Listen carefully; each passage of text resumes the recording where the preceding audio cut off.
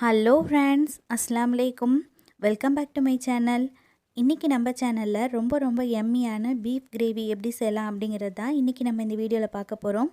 இந்த பீஃப் கிரேவியோட chapati, parotta, white rice, ghee rice, அதுக்கப்புறமா இட்லி தோசை கூடயும் ரொம்ப அட்டகாசமாக இருக்கும். எப்படி செய்யலாம் அப்படிங்கிறத வீடியோக்குள்ளே போய் பார்க்குறதுக்கு முன்னாடி இது வரைக்கும் என்னோட சேனலை நீங்கள் சப்ஸ்கிரைப் பண்ணலை அப்படின்னா ரெட் கலர் சப்ஸ்கிரைப் பட்டனை கிளிக் பண்ணிக்கோங்க. பக்கத்துலேயே வந்து ஒரு பெல் ஐக்கான் வரும், அதையும் கிளிக் பண்ணிவிட்டு ஆல் கொடுத்துட்டிங்க அப்படின்னா நான் போகிற ஃபியூச்சர் அப்டேட்ஸ் எல்லாமே உங்களுக்கு வந்து உடனுக்குடனே கிடைக்கும். பீஃப் கிரேவி செய்கிறதுக்காக குக்கர் எடுத்திருக்கேன். குக்கரில் செய்தோம் அப்படின்னா பீஃப் வந்து சீக்கிரமாகவே வெந்துடும்.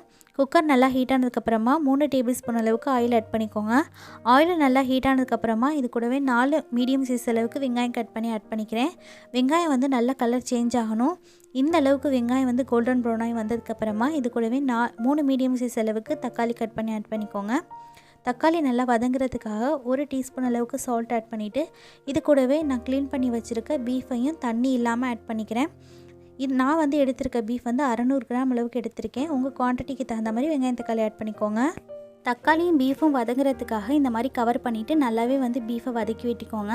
பீஃப்லேருந்து தண்ணி நல்லா வெளியாகும். அந்த பீஃப்லேருந்து தண்ணி வெளியாகி ட்ரை ஆகிறதுக்கு கிட்டத்தட்ட 20 நிமிஷம் போல் ஆகும்.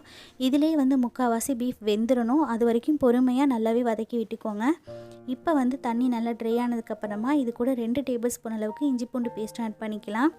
இஞ்சி பூண்டோட பச்சை வாடை நல்லா போனதுக்கப்புறமா இது கூட 1/4 டீஸ்பூன் அளவுக்கு மஞ்சள் தூள், 2 டீஸ்பூன் மிளகாய் தூள், 1 டீஸ்பூன் சோம்புத்தூள், 1 டீஸ்பூன் அளவுக்கு மல்லித்தூள் ஆட் பண்ணிக்கிறேன். மிளகாத்தூள் வந்து உங்கள் காரத்துக்கு ஏற்ற மாதிரி நீங்கள் ஆட் பண்ணிக்கோங்க. மசாலாவோட பச்சை வாடை நல்லா போகணும், அது வரைக்கும் ஃப்ரை பண்ணிக்கோங்க. மசாலாவோட பச்சை வாடை போனதுக்கப்புறமா இது கூட வந்து 1/4 டீஸ்பூன் அளவுக்கு பட்டை, கிராம்பு, ஏலக்காய் தூள் ஆட் பண்ணிக்கிறேன். இது வந்து ஆப்ஷனல் தான், உங்களுக்கு தேவையில்லைன்னா ஸ்கிப் பண்ணிக்கலாம். இப்போ வந்து மசாலாலேருந்து நல்லா எண்ணெய் பிரிஞ்சு வந்ததுக்கப்புறமா இது கூட நம்ம பீஃப் வேகிறதுக்காக தண்ணி ஆட் பண்ணிக்கலாம். பீஃப் வந்து ஏற்கனவே முக்கால்வாசி வெந்துருச்சு, அதனால் தண்ணி வந்து அதிகமாக ஆட் பண்ண வேணாம். ஒரு 1/4 கப்லேருந்து 1/2 கப் அளவுக்கு மட்டுமே ஆட் பண்ணிக்கோங்க. ஆட் பண்ணிவிட்டு இதுக்கு தேவையான அளவுக்கு உப்பு ஆட் பண்ணிக்கோங்க. ஒரு கொத்த அளவுக்கு கருவேப்பிலையும் ஆட் பண்ணிவிட்டு நல்லா வந்து மிக்ஸ் பண்ணி விட்டுட்டு குக்கரை க்ளோஸ் பண்ணிடலாம். குக்கரை க்ளோஸ் பண்ணிவிட்டு ஒரு 7லேருந்து 8 விசில் விட்டு நம்ம எடுத்துக்கலாம். இப்போ ஒரு 8 விசில் போல் ஆகி ப்ரெஷர் எல்லாமே நல்லாவே ரிலீஸ் ஆகிடுச்சு. பாருங்கள், நம்மளோட பீஃப் கிரேவி ரொம்ப சூப்பராகவே ரெடி ஆகிடுச்சு. பீஃப் கிரேவி இன்னும் கொஞ்சம் டேஸ்ட் ஆக்கிறதுக்காக நான் வந்து தாளிக்க போகிறேன். தாளிக்கிறதுக்கு ஒரு கடாயில் 1 டேபிள் ஸ்பூன் அளவுக்கு ஆயில் ஊற்றிக்கோங்க. ஆயில் நல்லா ஹீட் ஆனதுக்கப்புறமா நான் 7 பச்சை மிளகாவை சின்னதாக கட் பண்ணி வச்சுருக்கேன். மிளகாத்தூளோட காரம் நான் கம்மியாக ஆட் பண்ணனால பச்சை மிளகா நான் வந்து அதிகமாக ஆட் பண்ணியிருக்கேன். உங்கள் காரத்துக்கு ஏற்ற மாதிரி நீங்கள் பச்சை மிளகா ஆட் பண்ணிக்கோங்க. இது கூடவே ஒரு கொத்தளவுக்கு கருவேப்பிலையும் நம்ம ரெடி பண்ணி வச்சுருந்த பீஃப் கிரேவி இது கூடவே ஆட் பண்ணிக்கலாம். தேவையான அளவுக்கு தண்ணி வேணும்னாலும் இதில் ஆட் பண்ணிக்கலாம். உங்களுக்கு எந்த அளவுக்கு கிரேவி வேணும் அப்படின்னு நினச்சிங்கன்னா இந்த ஸ்டேஜ்லேயே நீங்கள் வந்து லாஸ்ட் அண்ட் ஃபைனலாக கரம் மசாலா ஆட் பண்ணிவிட்டு நீங்கள் வந்து அடுப்பு ஆஃப் பண்ணிடலாம். நான் இன்னும் கொஞ்சம் கூட ட்ரை ஆக்க போகிறேன். அதனால் வந்து மறுபடியும் ஒரு 5 நிமிஷம் கொதிக்க விட்டதுக்கப்புறமா லாஸ்ட் அண்ட் ஃபைனலாக இது கூட 1 டீஸ்பூன் அளவுக்கு கரம் மசாலாவும் ஆட் பண்ணிக்கிறேன். கரம் மசாலாவோட ஃப்ளேவர் வந்து இந்த பீஃப் கிரேவிக்கு ரொம்ப டேஸ்ட்டாக இருக்கும்.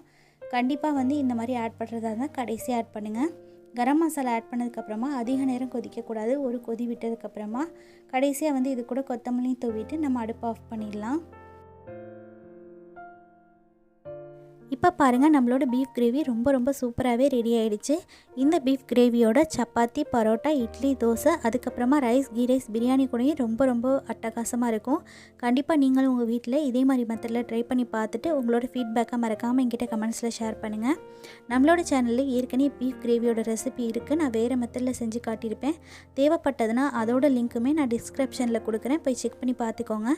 என்னோட இந்த வீடியோ உங்களுக்கு பிடிச்சிருந்ததுன்னா மறக்காமல் வீடியோ லைக் பண்ணி உங்கள் ஃப்ரெண்ட்ஸ் அண்ட் ஃபேமிலி கூடயும் ஷேர் பண்ணிக்கோங்க. மறக்காமல் சேனலை சப்ஸ்கிரைப் பண்ணிக்கோங்க. இதே மாதிரி வேறொரு ரெசிபியோடு உங்களை மீட் பண்ணுறேன். ஓகே ஃப்ரெண்ட்ஸ், பாய். அஸ்ஸலாமு அலைக்கும். தேங்க்ஸ் ஃபார் வாட்சிங்.